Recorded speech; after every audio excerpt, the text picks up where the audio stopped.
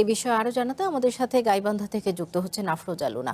Luna, আপনার কাছে জেনে নিতে চাই যে ভাঙন পরিস্থিতি এখন কোন পর্যায়ে আছে, ক্ষয়ক্ষতি কমাতে কি কোনো ধরনের উদ্যোগ নিয়েছে কিনা প্রশাসন, এবং যারা ক্ষতিগ্রস্ত হয়েছেন তারা এখন কোথায় আছেন এবং কিভাবে আশ্রয় নিয়েছেন, জানাবেন বিস্তারিত। সদা আপনাকে জানিয়ে রাখি যে আমি এই মুহূর্তে এখন দাঁড়িয়ে আছি ফুলছড়ি উপজেলার ব্রহ্মপুত্র নদীর তীরে। আমি এখানে এসেছি সকালে 7:30টায়। এসে যে চিত্রটা দেখছি, আমার পাশেই এই বাঁ পাশে দেখবেন বিশাল ব্রহ্মপুত্র নদী, এবং সকাল 7:30টা থেকে এখানে ব্যাপক ভাঙন চলছে। এবং এই ভাঙনে এখন পর্যন্ত অন্তত 3 একর জমি কিন্তু নদী গর্ভে বিলীন হয়ে গেছে অনেক গাছপালা, অনেক ফসলি জমি। এখানকার মানুষের কিন্তু এই মুহূর্তে হাহাকার পরিস্থিতি তৈরি হয়েছে। অনেকে এখানে জড়ো হয়েছেন, অনেকেই তারা ডুকরে কান্না করছেন যে তাদের এই জমি জিরাগুলো শেষ সম্বলটুকু তাদের চলে যাচ্ছে। আমি যেখানে দাঁড়িয়ে আছি এই মুহূর্তে, আমি যদি একটু আপনাকে ঘুরিয়ে দেখাই, আমি যেখানে দাঁড়িয়ে আছি এই এলাকায় দেখবেন যে লোকারণ্য পরিস্থিতি তৈরি হয়েছে। তারা গাছপালাগুলো কেটে নেওয়ার চেষ্টা করছে, এবং আমি যেখানে দাঁড়িয়ে আছি আমার পায়ের নিচেও কিন্তু অনেক দূর পর্যন্ত এই জমিটা ফাটলের আকার ধারণ করেছে। নির্মাণে নাম্বার ওয়ান শাহ সিমেন্ট।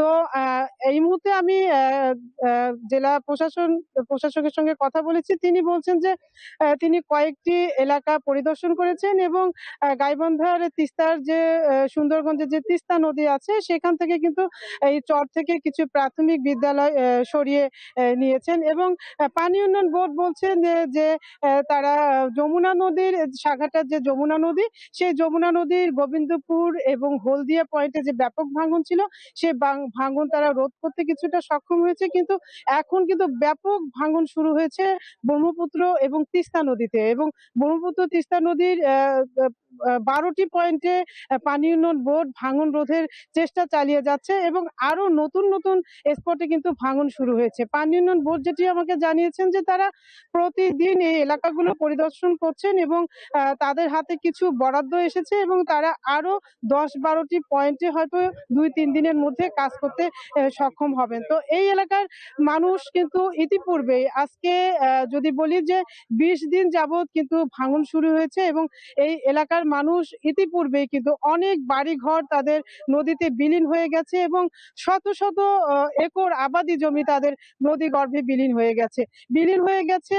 উঠতি যে পাটের ফসল, পাটের জমিগুলো, উঠতি যে পাট, সেটি কিন্তু একেবারে নদী গর্ভে বিলীন হয়ে গেছে, এবং শত শত একর পাটের জমি। আমি এখানকার অনেকের সঙ্গে কথা বলেছি, তারা আমাকে যেমনটি বলেছেন যে তাদের এই যে শেষ সম্বল এই পাট, সোনালী আঁশ তারা ঘরে তুলতে পারছে না।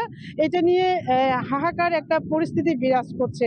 আপনি দেখেছেন হয়তো আমার ক্যামেরায়, এখানে অনেক লোক তাদের কান্নাকাটিতে ভারী হয়ে উঠেছে এখানকার যমুনার পাড়।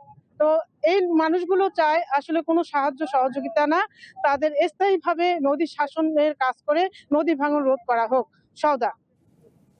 লুনা, আপনাকে ধন্যবাদ। এবারে ভাঙনের পরিস্থিতি খবর একই বিষয় জানতে আমি জামালপুরে জেনে নিতে চাই, সেখানকার খবর জানবো। সেখানে আছেন তানভীর। তানভীর, আপনার কাছে জানবো যে জামালপুরের ভাঙনের কি অবস্থা রয়েছে এখন, ক্ষয়ক্ষতি কমাতে কি কোনো ধরনের উদ্যোগ নিয়েছে কিনা প্রশাসন, এবং যারা ক্ষতিগ্রস্ত হয়েছেন তারা কোথায় কিভাবে আশ্রয় নিয়েছেন, বিস্তারিত জানাবেন। সৈয়দ যেমনটি বললেন যে জামালপুরে ব্যাপক একটি ভাঙনের ক্ষয়ক্ষতির সম্মুখীন হয়েছে জামালপুরবাসী, বিশেষ করে ব্রহ্মপুত্র নদের তীর ঘেঁষে যে মানুষগুলো রয়েছে তারা ব্যাপক একটি ক্ষয়ক্ষতির মধ্যে পড়েছেন। ইতিমধ্যে আমরা দেখেছি যে জামালপুরের 3টি উপজেলায় 4টি জায়গাতে খুব গুরুতরভাবে ভাঙন দেখা দিয়েছে, এবং বিশেষ করে যদি বলি মেলান্দহ উপজেলার যে জায়গাটি আপনার যমুনা ব্রহ্মপুত্র নদের তীর ঘেঁষে মানুষগুলো আসলে ব্যাপকভাবে ক্ষয়ক্ষতি হয়েছে।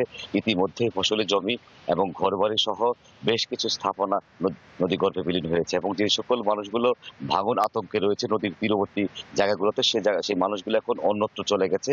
এবং যে যে জায়গাগুলো ভাঙনের আতঙ্কে পড়েছে, আমরা দেখেছি যে সারাদিন ঘুরে ঘুরে সেই জায়গাগুলোতে আসলে এখন পর্যন্ত কোনো ভাঙন রোধে এখন পর্যন্ত কোনো ব্যবস্থা গ্রহণ করা হয়নি। বিশেষ করে প্রশাসনের সাথে যদি কথা বলি, আমি গতকালকে জেলা প্রশাসনের সাথে কথা বলেছি, তিনি জানিয়েছেন যে এই মুহূর্তে আসলে ভাঙন প্রতিরোধে পানি উন্নয়ন বোর্ডকে তারা নির্দেশনা দিয়েছে যে কোনো জায়গায় আপৎকালীন যে সমস্যাগুলো সৃষ্টি হবে দ্রুত সময়ের মধ্যে নদীর পার মেরামত করার জন্য, এবং জিও ব্যাগ ফেলার জন্য।